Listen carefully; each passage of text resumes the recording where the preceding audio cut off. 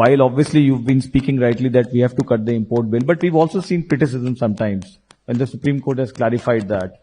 Do you think that? There are everywhere there are lobbies, there are interests, Yeah. and you are also one lobbies are here. We are expecting support from you. So some propaganda is in the social media. Yeah. It is to be sponsored by some people also. The petroleum lobby is very rich and strong.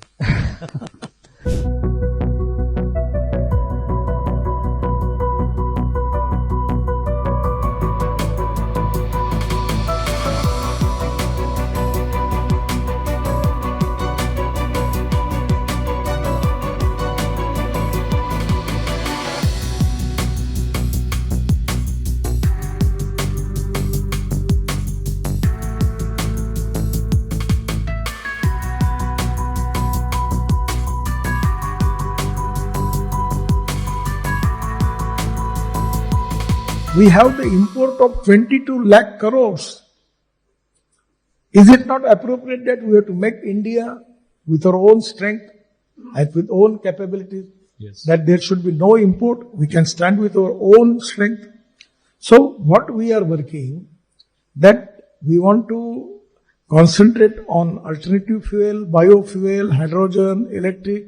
While obviously you've been speaking rightly that we have to cut the import bill, but we've also seen criticism sometimes when the Supreme Court has clarified that. Do you think that? There are everywhere there are lobbies, there are interests, Yeah. and you are also one lobbies are here. We are expecting support from you.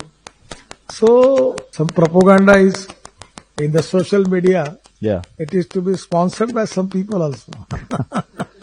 The petroleum lobby is very rich and strong.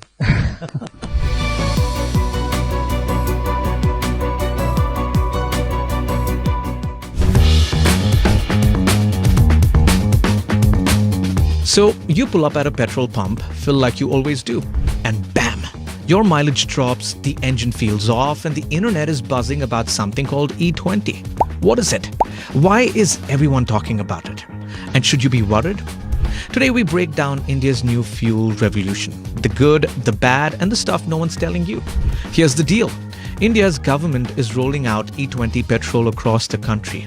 Now that means 20% ethanol, 80% petrol. On paper, it's a big win. Crude oil imports drop, cleaner emissions, more income for farmers. Basically, energy independence meets climate action. They're pushing harder. We've gone from just 1.5% ethanol blending in 2014 to over 14% now, with a target of 20% by next year. And they're also talking about E30 by 2030. Sounds amazing, right? Well, not everyone's celebrating. The government says mileage loss is tiny, like 1 to 2% if your car is tuned for E20, maybe 3 to 6% if not. But drivers across India, well, they're reporting 10 to 20% drops in real life.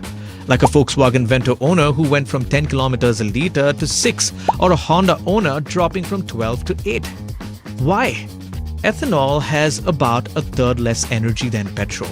So that means you burn more to go the same distance. And lab tests always don't match India's reality. Traffic jams, heat, AC blasting, bad roads. You get the picture, right? Then there's the bigger fear.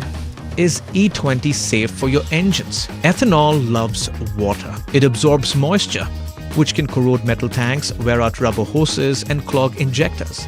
If your car was built before April 2023, there's a good chance it wasn't designed for E20. The government insists test shows no abnormal wear and tear, and that any part changes are minor and cheap. But owners say replacing parts can cost 20,000 rupees to 1 lakh rupees for four-wheelers. Well, not exactly pocket change. But here's a real kicker. Many pumps don't really label the ethanol content. So you might be filling E20 without even knowing it. Insurance.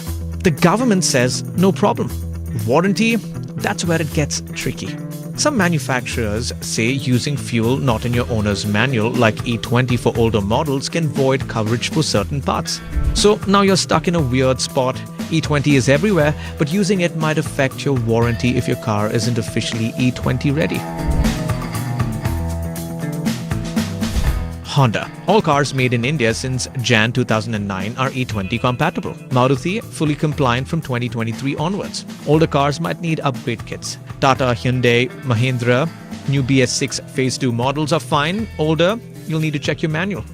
Toyota, post-March 2023, hybrids are compliant. Some older hybrids may void warranty if run on E20. Two-wheelers, Hero, TVS, Bajaj, Royal Enfield all have mixed advice. Newer bikes are fine, older ones may need tuning, part swaps, or even special kits. Globally, Brazil is the gold standard for ethanol. They took 40 years to get there, gave consumers choice at the pump and labeled fuel clearly.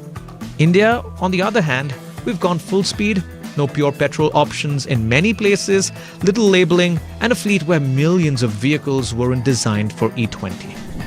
If you own a car or bike in India right now, which most of us do, check compatibility, owner's manual, fuel cap label, or call your dealer.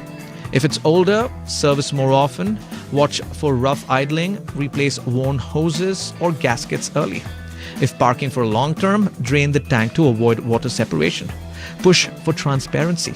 Ask fuel stations to label ethanol content clearly. E20 is here to stay for the planet and for the economy. It's a strong move, but for millions of drivers, it's a bumpy transition. One that needs clearer info, real-world testing, and actual choice at the pump. Because a greener future shouldn't mean a costlier one for your wallet.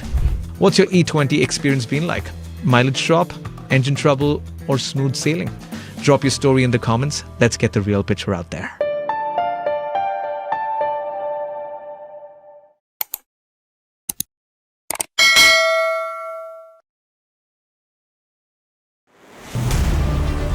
In a world where business never stops, Mint keeps you ahead, any screen, anytime, from studios to the ground.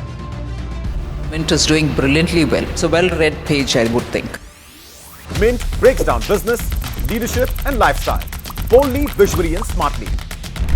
From boardrooms to markets, from personal wealth to industry trends, we bring you the insights that matter. What fuels India's biggest CEOs? Ride along and find out. Want to invest like the pros? Learn from India's top market experts. Your money, your future. We make finance simple. Step inside breathtaking homes and the creative minds behind them. India's real estate scene decoded. No jargon, no fluff. Some chase success, others create it. Meet the ones who made the impossible possible. We don't just talk business, we show it. And the world's watching.